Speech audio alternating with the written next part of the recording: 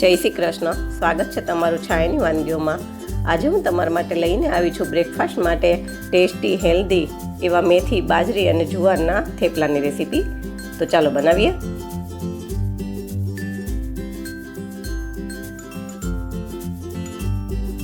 હવે તેને માટે 1 વાટકી ઝીણી કાપેલી મેથીની ભાજી, અડધી વાટકી ઝીણું કાપેલું લીલું લસણ અને અડધી વાટકી ઝીણી કાપેલી કોથમીર, 1 ચમચી આદુ મરચાંની પેસ્ટ, સાથે 1 ચમચી મીઠું, અડધી ચમચી હળદર, 1 ચમચી મરચું, 1 ચમચી ધાણા જીરું, થોડી હિંગ, અડધી ચમચી ગરમ મસાલો અને 2 ચમચી જેવા સફેદ તલ નાખશું અને 1 ચમચી જેવું અજમું હાથેથી મસળીને નાખશું.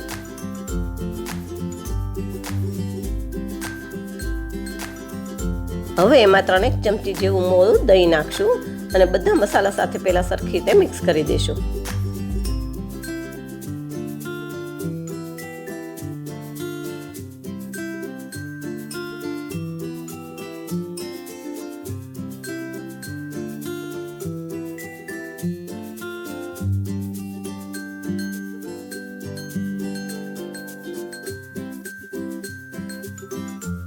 હવે મેં આમાં 1 કપ બાજરી જુવારનો લોટ લીધો છે, એ નાખશું અને 5 કપ જેવો ચણાનો લોટ નાખશું. પછી એને પણ આ બધા મસાલા સાથે મિક્સ કરી દઈશું. મેં આમાં બાજરી, જુવાર અને ચણાના લોટનો જ ઉપયોગ કર્યો છે. આમાં આપણે ઘઉંના લોટનો ઉપયોગ બિલકુલ નથી કરવાનો.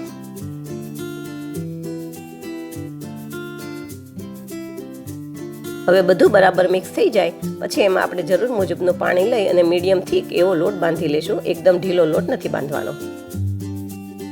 જો તમને મારી વાનગીઓ પસંદ આવે તો મારા વિડીયોને લાઈક કરજો, શેર કરજો અને મારી ચેનલને સબસ્ક્રાઈબ કરજો.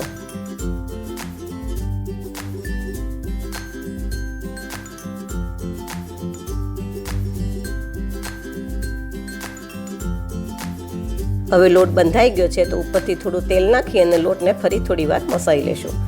આમાં આપણે લોટને રેસ્ટ નથી આપવાનો, તરત જ થેપલા બનાવવાના છે. જો આપણે લોટને રેસ્ટ આપશું તો મેથીની ભાજીની હિસાબે આપણો લોટ ઢીલો થઈ જશે. હવે આમાંથી આપણે પરોઠાના લોટ જેટલો લુવો લેશું, કેમ કે આપણે થેપલા થોડા જાડા વણવાના છે એટલે લુવો પણ થોડો મોટો લેશું.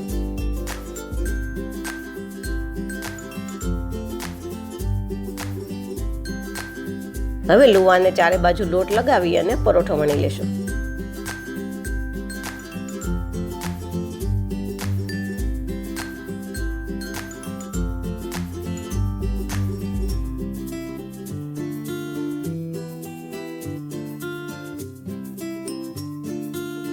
જુઓ, આપણે આવો થીક પરોઠો રાખવાનો છે. હવે આપણે એને શેકી લઈએ. મેં લોઢી ગરમ કરવા મૂકી દીધી હતી તો આપણે હવે હાથે પરોઠાને લોઢી ઉપર મૂકી દઈશું. હવે આપણે થેપલાને એક સાઈડ 1.5 મિનિટ જેવું શેકાવા દઈશું. પછી એને તવીથાથી પલટી લેશું. પછી થેપલાની ઉપર ઘી લગાવી દઈશું અને ચારે બાજુ સાઈડમાં પણ લગાવી દઈશું, જેથી કરીને નીચે પણ ઘી પહોંચી જાય.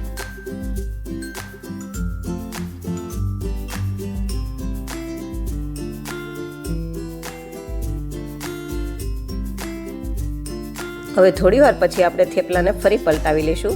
આવી રીતે પલટાવી અને થેપલાને આપણે શેકી લેશું.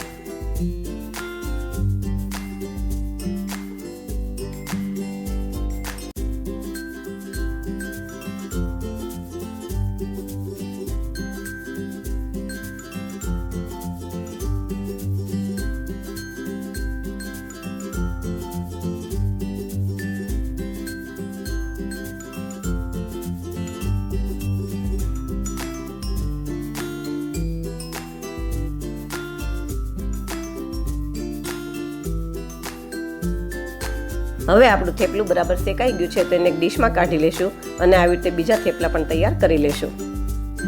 આ થેપલાને મેં દહીં સાથે સર્વ કર્યા છે, પણ તમે એને કેરીનો છુંદો કે ચાની સાથે પણ લઈ શકો છો. તૈયાર છે આપણા ટેસ્ટી અને હેલ્ધી એવા બાજરી, જુવાર અને મેથીના થેપલા. આવી અવનવી વાનગી સાથે ફરી મળશું. Thank you.